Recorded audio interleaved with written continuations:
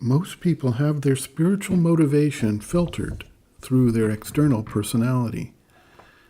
If the mind is their predominant part, then it may take a mental turn. If the vital, then a vital turn. If the physical, a physical turn. In The Life Divine, Sri Aurobindo describes the human aspiration as grounded in the seeking for God, light, freedom, and immortality. The pure expression of the soul, the psychic being, is turned always towards the divine. We hear many voices in our inner dialogue. Sometimes it is the voice of the mental being, and it tries to develop ideas, concepts, and a logical framework in its seeking for knowledge. Sometimes it is the voice of the vital desire soul, which wants to acquire power, wealth, sex, fame, and dominion. Sometimes it is the voice of the physical body setting forth its needs, its comforts, and its demands. We are habituated to hear these voices and respond to them.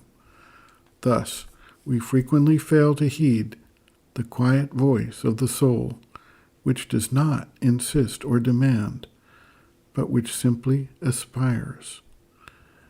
We may mistake the mental or vital voice for the voice of the soul when they have been influenced by the psychic being and turn at least partially towards the divine. These represent steps along the way.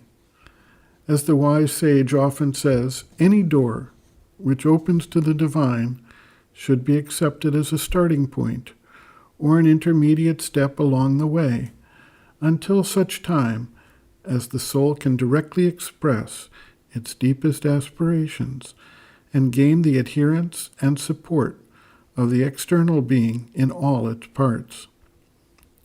Sri Aurobindo writes, quote, "People mean different things when they speak of the soul. Sometimes it is what I have called in the Arya the desire soul, that is, the vital, with its mixed aspirations, desires, hungers of all kinds, good and bad, its emotions, finer and grosser, or sensational urges crossed by the mind's idealizings and psychic stresses. But sometimes it is also the mind and vital under the stress of a psychic urge.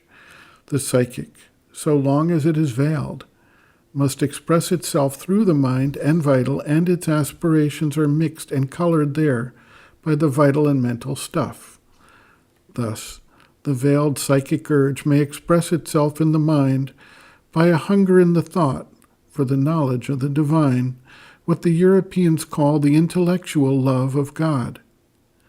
In the vital, it may express itself as a hunger or a hankering after the divine.